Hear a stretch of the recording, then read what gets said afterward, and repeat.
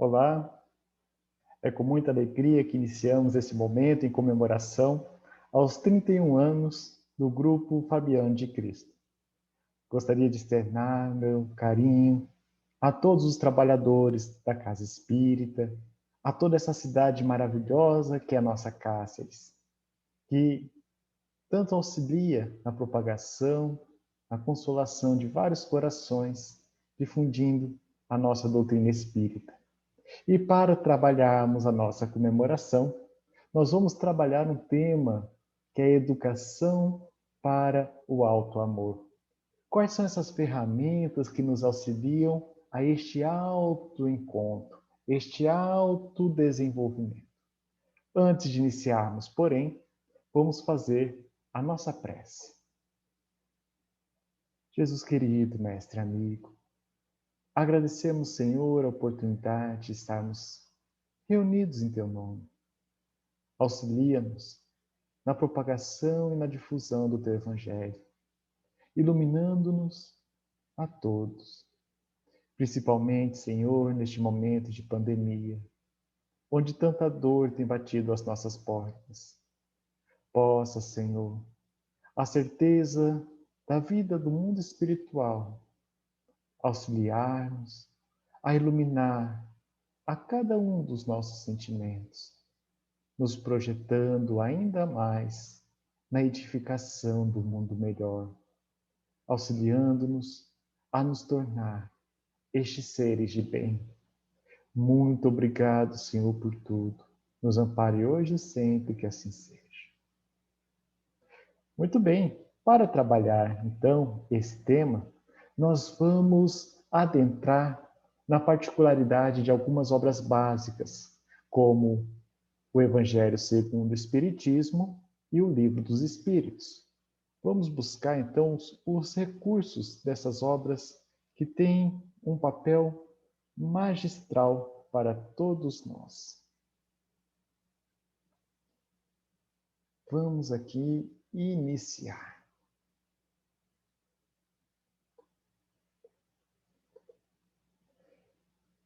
Vamos começar em o Evangelho segundo o Espiritismo, no capítulo 11, Amar o Próximo como a Si Mesmo, no item Instruções dos Espíritos, a Lei de Amor.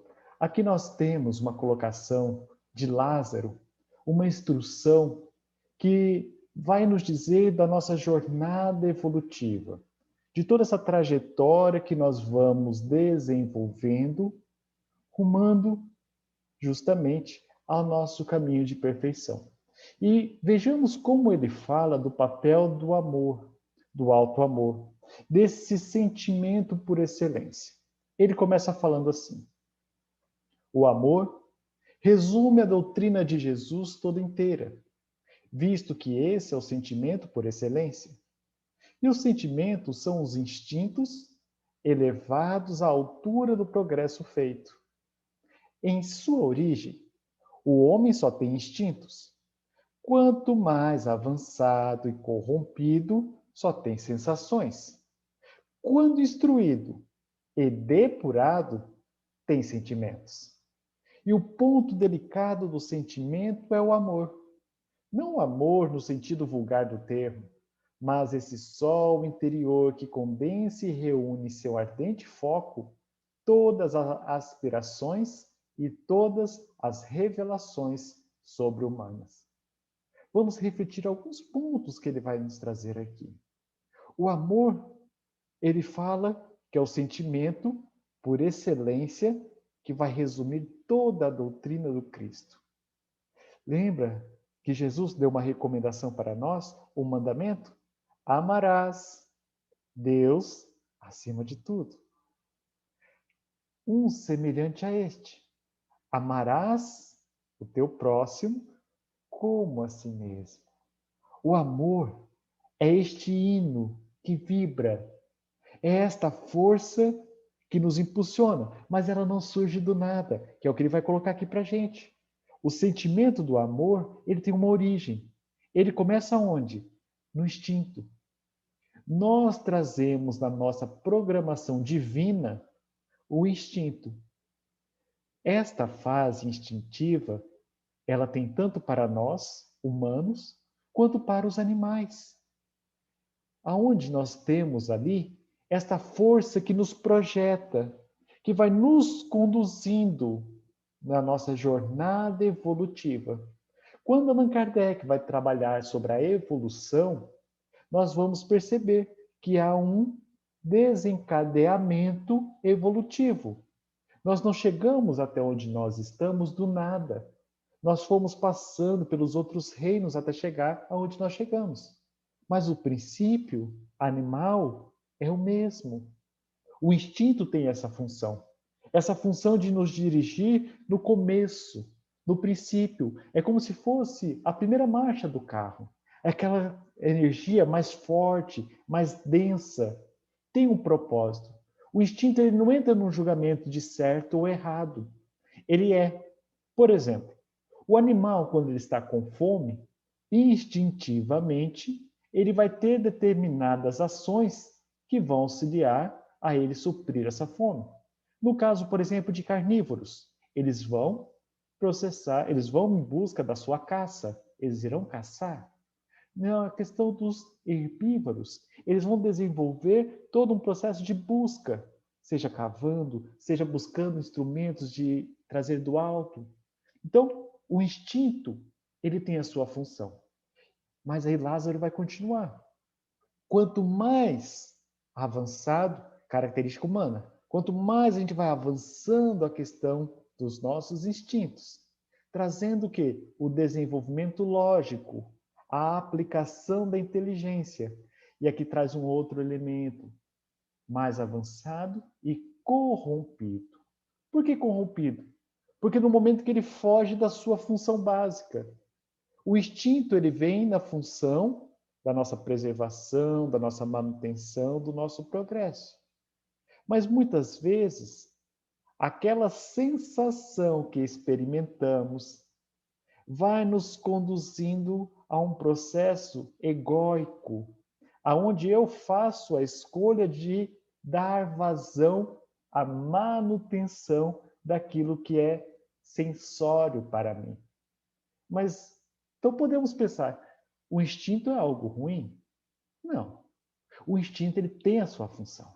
Mas sou eu que vou escolher a direção que eu vou dar. Sou eu que vou, através das experiências pelas quais eu vou passando, direcionando se eu quero mais, de uma forma onde eu vou caminhando para um desequilíbrio, ou se eu vou caminhando para uma utilização útil, de acordo com a sua proposta. Ele avança um pouco mais. Não, na questão quando se torna corrompido, nós temos sensações, né? Então, o sensório, ele é muito forte. Vamos pegar nos nossos dias de hoje. Quantas entregas ao sensório nós temos? Entrega o quê? As questões das gulas. Quando nós temos o acúmulo de riquezas, de poder, o consumo em excesso da distração. Então, quando os nossos equipamentos físicos vão sendo abastecidos apenas para sentir, nós estamos corrompendo. Porém, Lázaro vai dar uma outra instrução. Quando instruído e depurado, há o sentimento. Esta é a função primordial do instinto. O instinto, ele perde aquele olhar semelhante o lapidário faz com o diamante. Quando o garimpeiro, o minerador, vai até uma terra, abre aquela terra, retira dali a pedra bruta, não é o garimpeiro, o minerador, que vai fazer dali aquela pedra se tornar o diamante que brilha, que reluz. É o lapidário. A instrução para nós tem esse papel. Quanto mais eu vou me educando nas experiências, e o que é o educar? É buscar aprender com esta experiência. Com isso, eu vou me abrindo para depurar. Eu vou me desmaterializando. Ou eu vou me espiritualizando. Eu vou adquirindo outros sentimentos. E aí ele vai trazer. Nesta questão dos sentimentos, o ponto delicado é o amor.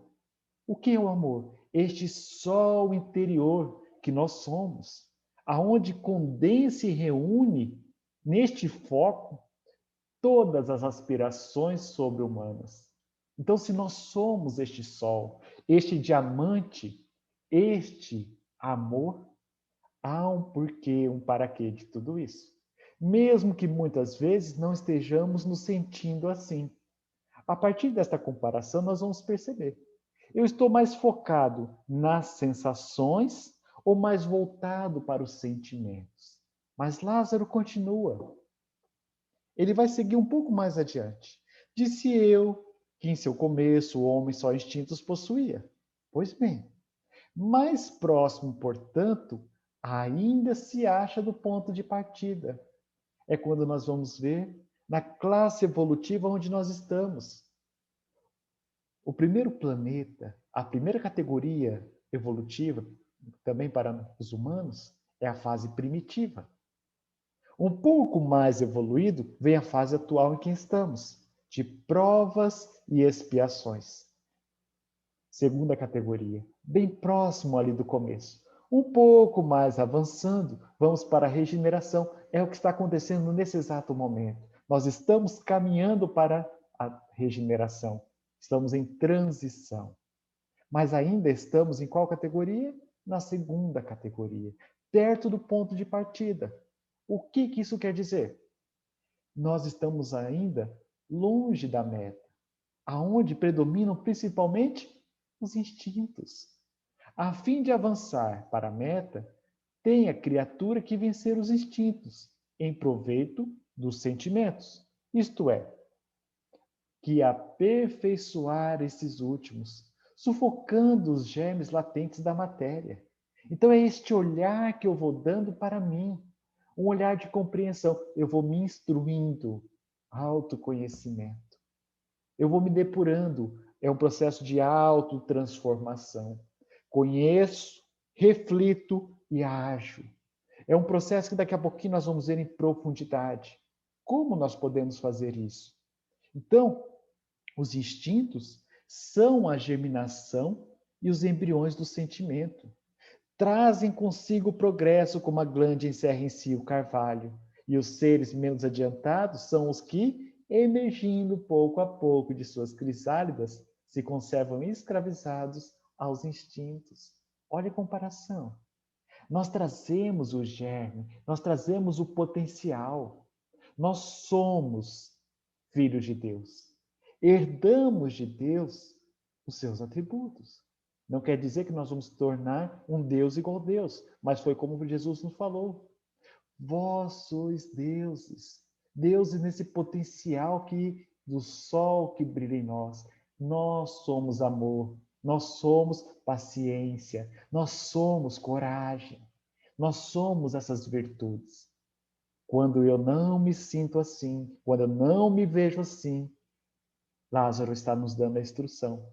É porque eu estou ainda mais perto do que? Das sensações, deste meu lado instintivo, aonde eu trabalho muito mais na minha autopreservação. Uma autopreservação física, não necessariamente seja a melhor direção. Um pouco mais avançando, o espírito precisa ser cultivado como um campo. Toda a riqueza futura depende do labor atual, que vos granjeará muito mais do que bens terrenos, a elevação gloriosa. É então que, compreendendo a lei de amor que liga todos os seres, buscareis nela os gozos suavíssimos da alma, prelúdios das alegrias celestes. Lázaro, Paris, 1862. Refletindo então nessa instrução de Lázaro, vejamos esta referência que Paulo vai nos trazer. Na sua carta a Romanos, ele vai nos dizer: porque bem sabemos que a lei é espiritual, mas eu sou carnal, vendido sobre o pecado. Porque o que faço não aprovo, pois o que quero, isso não faço. Mas o que aborreço, isso eu faço. E se faço o que não quero, consinto com a lei que é boa. De maneira que agora já não sou eu que faço isso, mas o pecado que habita em mim.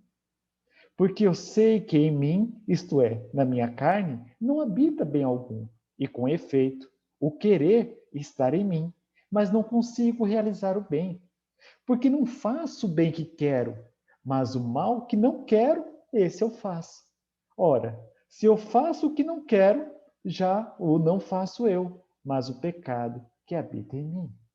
Vejamos que Paulo aqui está falando do quê? Dessa tendência que nós trazemos. Nós somos esses espíritos viajores do tempo. Transitamos de encarnação a encarnação com o convite de estarmos trabalhando o quê? O que ele vai trazer sobre o nome de pecado. Essa questão que a carne vai nos trazendo, as nossas tendências. Nós temos uma facilidade muito maior de dar vazão às nossas tendências, mas uma percepção.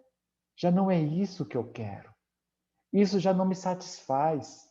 Esses conflitos, quando vão chegando, ele tem um papel muito grato, porque vai dizendo do meu processo de quê? De lapidação, de uma autotransformação. Eu estou me abrindo para esse novo momento que vai começar na minha existência. Se não é isso mais o que eu quero então? Como eu vou desenvolver este meu alto amor? Como eu vou educar este espírito que eu sou? Avançando em O Livro dos Espíritos, há uma questão basilar que vai nos dizer. Na questão 115, Allan Kardec vai questionar aos benfeitores. Dos espíritos, uns terão sido criados bons e outros maus? Parece uma pergunta bem simples de resolver. Quem é bom, quem é mal, ou não, né? A gente vai caminhando e vai se tornando bom. Mas é muito mais profunda essa resposta. Aqui os benfeitores vão trazer um roteiro, uma trajetória, um mapa para podermos encontrar ainda mais recursos de uma autocompreensão, ou seja, recursos para uma autoeducação. Vamos ver. Deus criou todos os espíritos simples e ignorantes, isto é, sem saber. Essa pequena base que ele vai trazer aqui já é uma referência fundamental.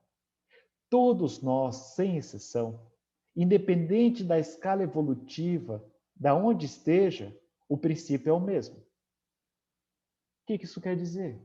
Que Jesus, este governador, este espírito amoroso que auxiliou-nos no nosso processo e continua nos auxiliando no nosso processo evolutivo, ele teve um princípio semelhante ao nosso.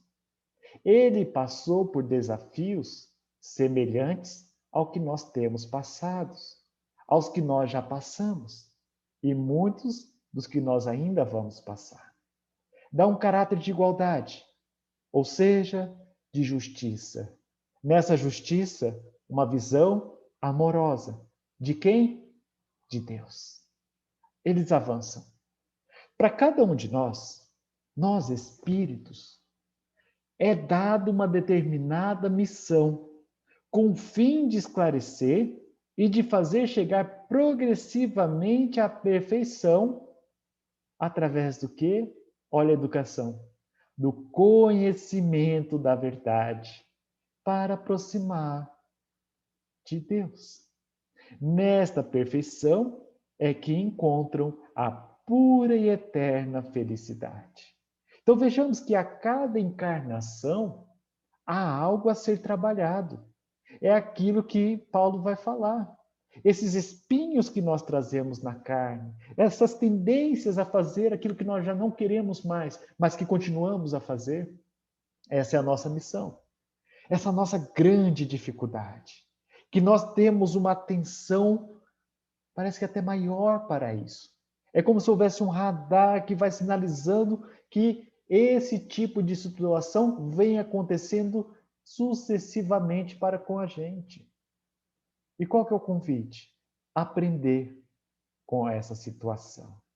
Tomar dessa situação a direção que ela precisa. E se é uma direção que precisa ser tomada, eu vou tendo cada vez mais uma lucidez para onde eu vou direcionar. Com base do quê? Deste esclarecimento, desse meu autoesclarecimento, desse meu autodiscernimento. Agindo cada vez mais com base na verdade. E onde está a verdade? Nessas leis que Deus nos colocou para justamente nos levar neste progresso amoroso, progresso justo. É como se fosse um trilho e nós escolhêssemos, eu vou seguir este trilho. Por quê? Porque a direção desse trilho é justa, ela é boa.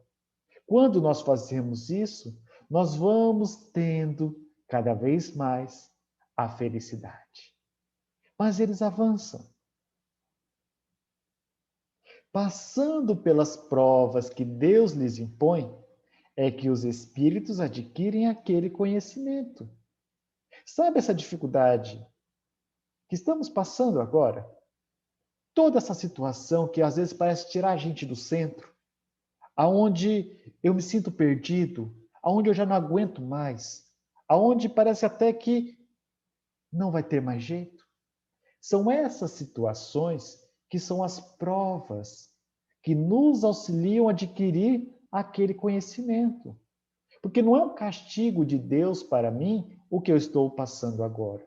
É justamente o seu olhar amoroso que vai proporcionar a situação necessária com os recursos necessários para o meu autoconhecimento.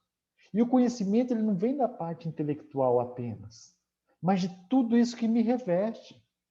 Nós vimos Lázaro falando, o instinto corrompido ele traz sensações.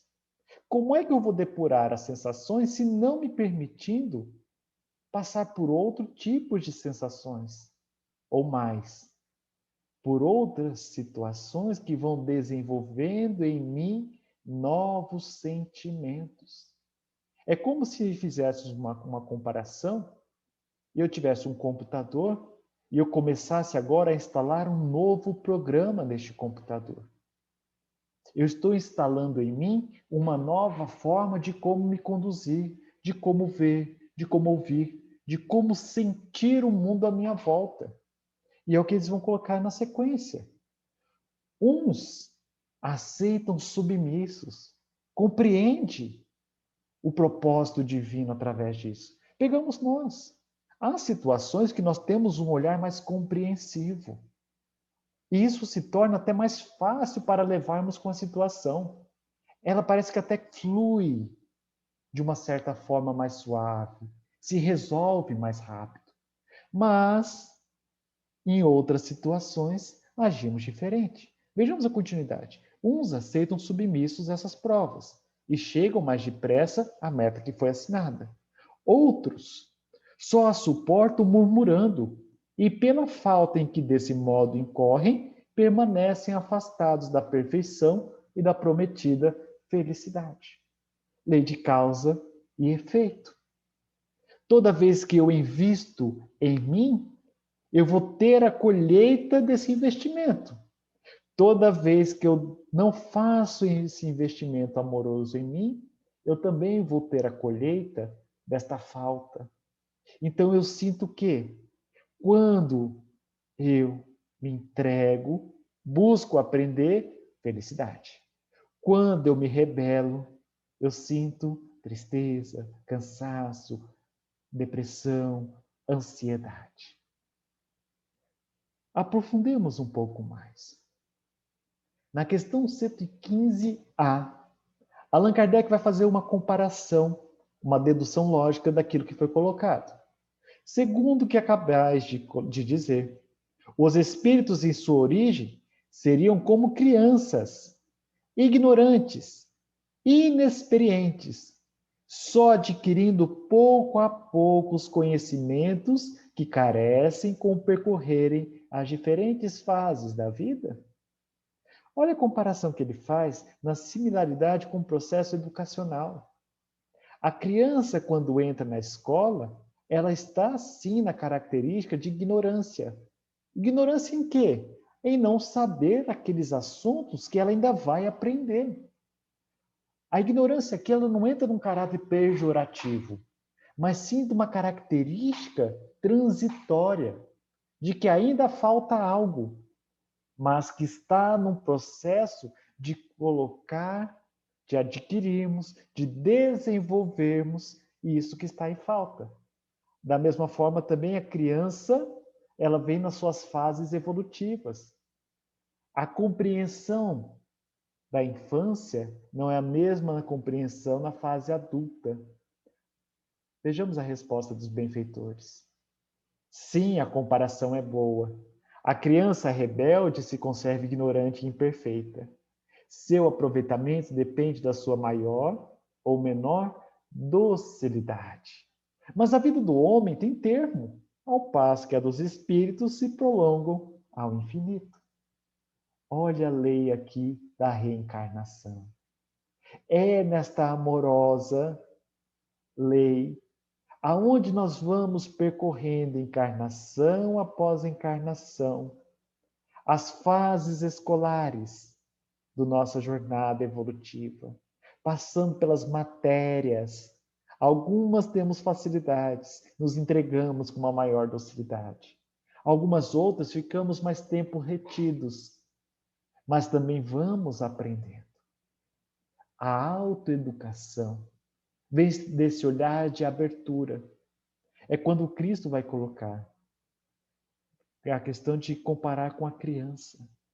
O olhar da criança, ele traz esse olhar de abertura. Pensemos. Eu estou num padrão rígido ou estou me abrindo para a possibilidade de aprender com as situações? Vamos avançar. Aqui tem, então, de uma forma bem prática, algumas perguntas para fazermos. E se perguntar, não é algo ruim. Se auto-questionar são recursos que nos auxiliam a nosso crescimento, a encontrarmos aquilo que vai fazer sentido. Essa é uma das perguntas. Por que eu existo? Às vezes eu, quanto espírita, posso até saber, eu existo porque Deus criou eu enquanto espírito. Tudo bem. Mas por que às vezes eu me questiono? Será que Deus fez certo de ter me criado? Por quê? Quais são as sensações que eu ando tendo nas experiências pelas quais eu tenho passado? Então, me questionar nisso, com um olhar de abertura, ele é fundamental. Avancemos. Por que eu estou nesse mundo? Quanto mais eu busco levar a verdade dessas questões, mais eu vou encontrar o quê? O olhar amoroso. Então, questionemos. Por que eu tenho a família que eu tenho? Por que eu estou passando pelas experiências que eu estou passando? O que a vida está me convidando a desenvolver?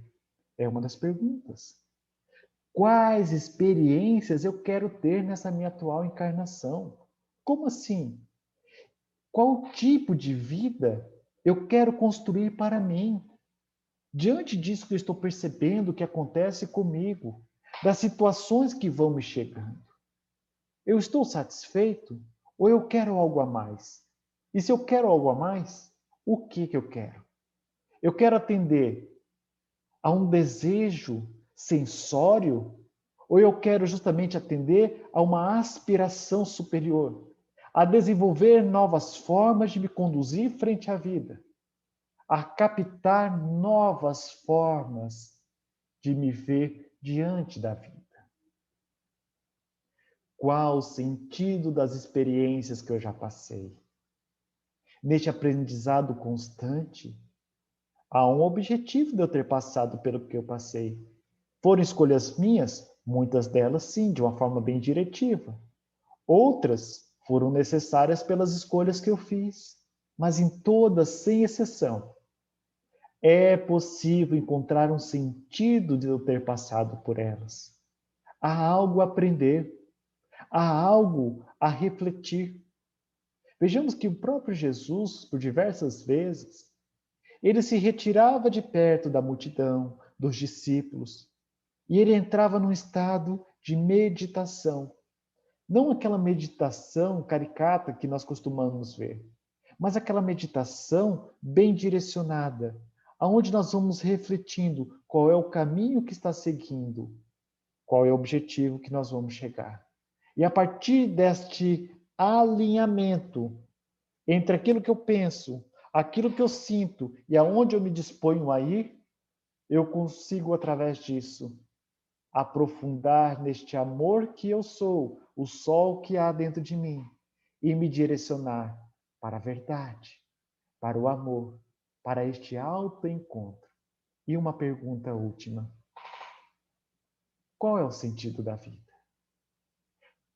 De acordo com a questão 115, que missão é essa que eu tenho a me trabalhar?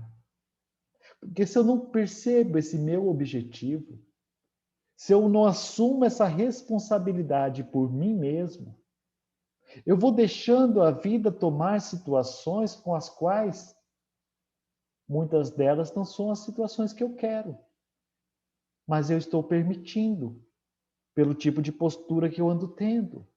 Então, com essas reflexões, eu vou me abrindo para um papel de um autoeducador, de aprendizado.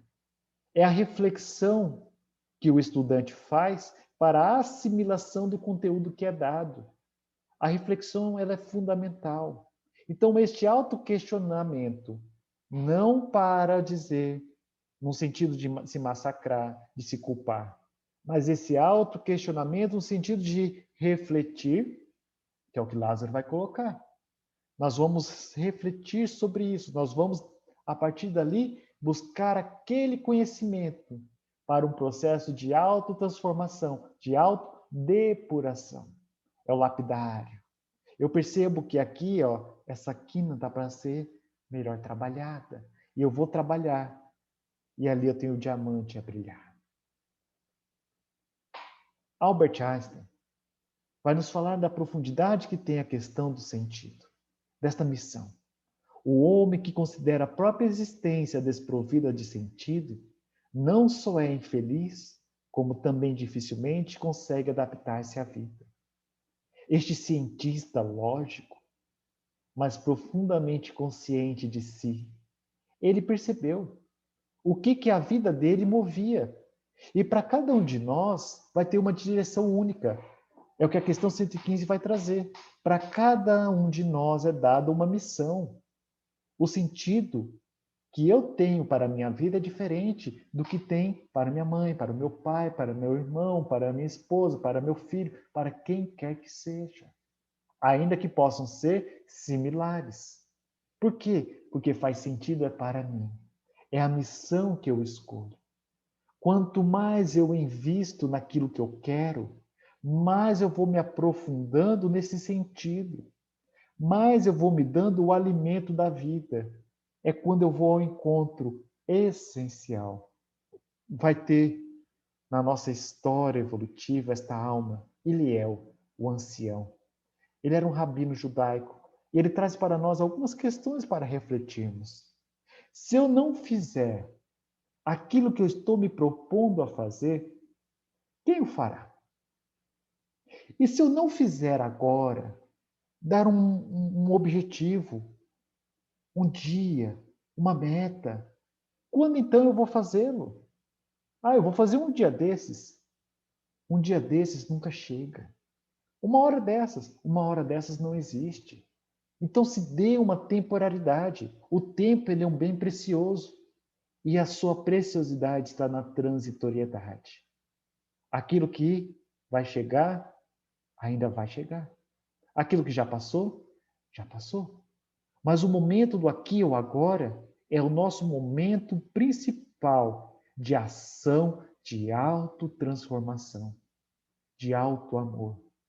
E ele vai trazer um caráter de transcendência.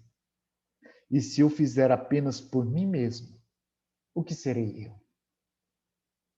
Se o Cristo, tivesse realmente chegado nessa condição crítica, apenas focado nele, o que seríamos de nós? Mas ele teve esse olhar de se abrir. A autotransformação que eu faço em mim não fica só em mim. Ela também reflete em todos aqueles à minha volta. Todo o meu processo de auto-amor não se reduz apenas em mim. Ele se espalha. A semelhança do perfume que a planta, que a flor produz. Ela produz para ela. É um esforço próprio. Mas ele esparge. E quantas outras criaturas também se beneficiam deste perfume. O olhar de autotransformação, ele não é isolado. É um trabalho individual, mas não é um processo individualista. É altamente solidário.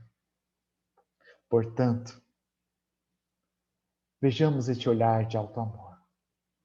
Chegaram para Jesus e falaram: mulher, Jesus, esta mulher foi pega em adultério. A lei diz que devemos apedrejá-la. E o Senhor? Ele apenas se ajoelha, risca a areia.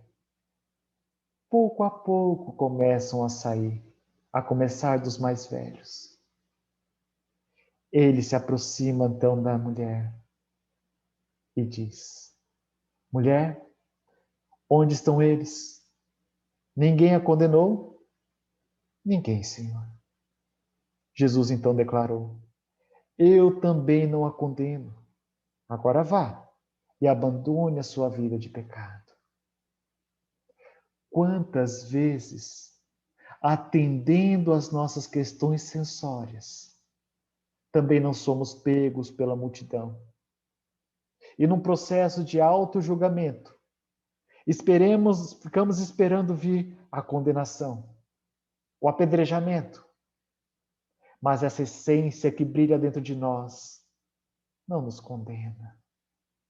Ela pede de nós a autoeducação amorosa da reparação. Olha o aprendizado.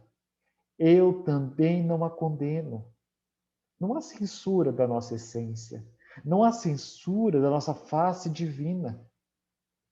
Mas há um processo educativo. Há reflexão profunda. Modifique a sua vida. Abandone a vida do quê? Do pecado. O que é o pecado? É errar o alvo. É o equívoco. Quando damos outra direção, aonde nós caminhamos? Nesse processo de auto-amor, aprofundemos em outra passagem, já narrado no livro Boa Nova. Joana de Cusa, depois de tantas experiências, escolheu seguir o mestre, mas não abandonou a família. Após diversas experiências, ela foi presa junto com o filho, levada até o momento das primeiras provações para os cristãos. Ela ali no circo, pronta para ser morta pelos animais. O filho prestes a ser incinerado nas cruzes, nos postes. O soldado chega e fala para ela: abjura, mulher. É este o Cristo que ensinou-te a morrer? A educação do alto amor. O teu Cristo soube apenas ensinar-te a morrer? Perguntou o soldado. Joana de Cusa, então, a velha discípula, concentrando a sua capacidade de resistência, teve ainda forças para murmurar: ouçamos a voz do amor, não apenas a morrer, mas também a vos amar. Caráter de autotranscendência. O bem que eu faço para mim não fica apenas para mim. A compreensão dos meus equívocos fica restringida apenas a mim. Ela se espalha também com aqueles que são os nossos verdugos temporários. Àquela época, Joana deu a vida. Agora, não precisamos mais dar a vida física, mas justamente aquela vida de equívocos que víamos cometendo. Caminhando já para o nosso encerramento. Paulo de Tarso, depois de toda aquela jornada sua encarnatória, aonde enquanto Saulo, ele se entregou à prepotência, ao orgulho, à vaidade, à questão da classe judaica que ele se encontrava enquanto rabino, e diante de Estevão, conduziu ao apedrejamento. E neste orgulho, mergulhado na sensação de impotência que ele se viu, ele, a partir daquele momento, entrou numa cegueira íntima, aonde Gesiel, o irmão da sua futura esposa, disse Gesiel para Abigail, a mulher amada por Saulo: Abigail, com quem lhe deixo? Abigail olha para Saulo e fala para Gesiel: este é Saulo, meu noivo. Gesiel, profundamente concentrado, ciente de quem ele é, de quem é o outro na relação, vai falar para Abigail: Saulo é um homem justo e bom. Soube defender Moisés até o fim. Quando conhecer a Jesus, defendê-lo-á com o mesmo vigor. Não tenho em vosso noivo um inimigo, mas um irmão. Saulo, quando ouve aquilo, entra num estado de confusão mental profundo. Aquela mensagem que ele vai dizer em Romanos, ele não disse à toa. Ele disse em propriedade. Ele passou pela experiência. Era a mulher que ele amava que estava ali diante dele. A mulher onde ele tinha constituído os planos de erguer uma família, um lar. E diante daquela escolha, do conflito que ele se viu, ele rompeu. E ele vai dizer: aquilo que eu quero eu não faço, aquilo que eu já não quero é o que eu faço. Mas ele vai trazer para nós uma outra mensagem. Daquele Paulo que foi passando pela estrada de Damasco, aonde ficou cego também na forma física após ver Jesus. Vai ao encontro do perseguido de Ananias. Ananias, então, imposta as mãos, em oração ao alto, Paulo volta a enxergar o alto amor, a misericórdia divina. Paulo começa todo um processo, uma vida de ressignificação, passando por todas as situações que antes para ele o orgulho não permitia enxergar. E aí ele vai trazer para nós nessa carta aos Coríntios. Ele vai dizer bem assim: ainda que eu falasse a língua dos homens e dos anjos, se eu não tiver amor, serei como sino que ressoa, como prato que retine o amor. Ainda que eu tenha o dom da profecia e saiba todos os mistérios e todo o conhecimento, e tenha uma fé capaz de mover montanhas, mas se não tiver amor, eu nada serei. Ainda que eu dê aos pobres tudo o que eu possuo e entregue o meu corpo para ser queimado, mas não tiver amor, nada disso valerá. Façamos aqui um parêntese.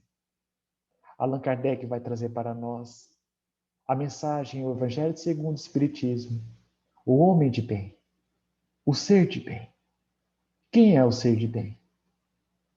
Senão aquele que reconhece em si as suas más inclinações e realiza todo um esforço de alto amor em direção ao amor maior. Voltemos para Paulo. O amor é paciente. O amor é bondoso.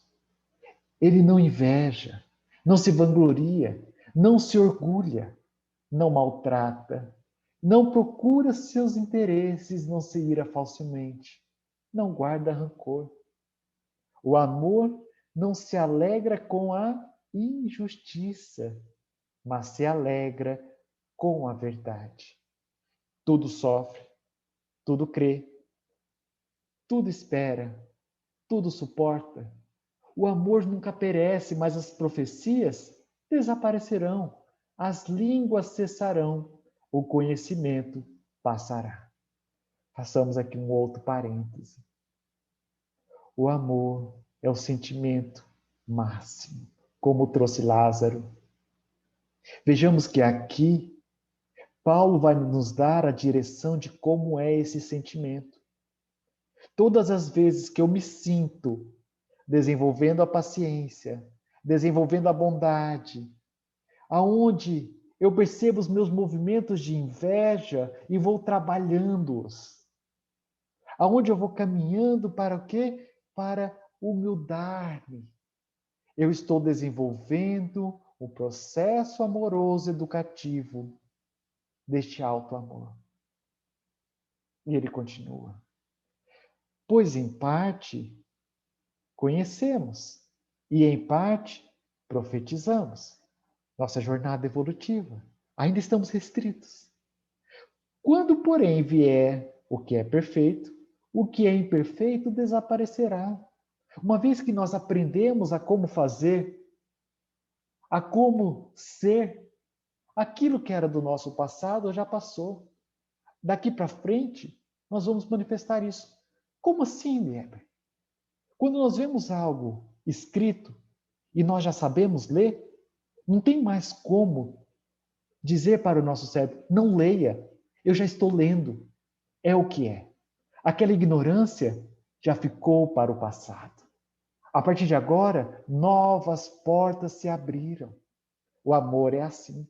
É esse sentimento que aquilo que me trouxe até aqui foi importante, mas já passou.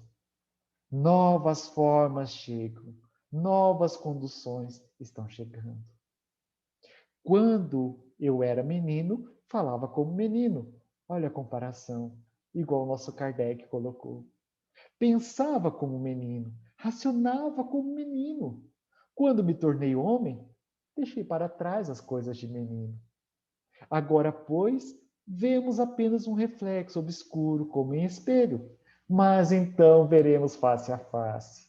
Agora conhecemos em parte, e então conhecerei plenamente, da mesma forma como sou plenamente conhecido. Assim, permanecem agora estes três: a fé, a esperança e o amor. O maior deles, porém, é o amor, este alto amor. Por quê? Porque no amor está baseada a nossa fé em nós, no divino, em toda essa sociedade que nos compõe.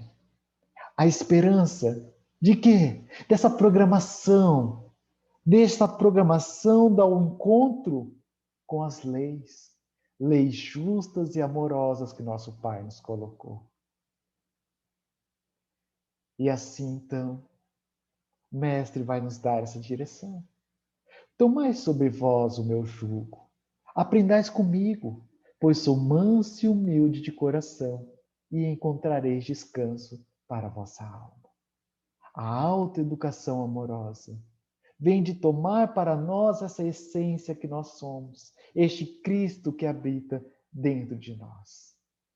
Gostaríamos de agradecer a presença de cada um neste momento, e em especial ao Grupo Espírita Fabiano de Cristo, por esses 31 anos, auxiliando-nos a iluminar corações, a esclarecer almas.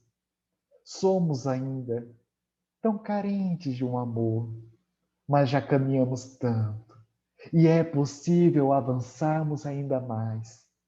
Confiança em nós, esperança fundamental. Desenvolvamos constantemente em nós estas possibilidades que já residem dentro de nós. Há um diamante esperando apenas o olhar de lapidário. Possamos agora agradecer ao Mestre por todas essas oportunidades. Vamos orar. Senhor Deus, Pai de amor e bondade, A Ti, Senhor, agradecemos por esses instantes maravilhosos, a cada experiência que nos acontece, que possamos desenvolver cada vez mais este olhar amoroso para conosco, paciente, bondoso. Neste encontro essencial, envolvendo, Senhor, a toda a humanidade, de encarnados, desencarnados, principalmente nas dores pelas quais nos encontramos. Que possamos ser, como disse o pequenino de Assis, um instrumento da tua paz, um instrumento do teu amor. Muito obrigado, Senhor, por tudo. Esteja conosco hoje e sempre, que assim seja. Nossa gratidão a todos e que em breve possamos estar nos encontrando pessoalmente na Casa Espírita. Muita paz e até breve.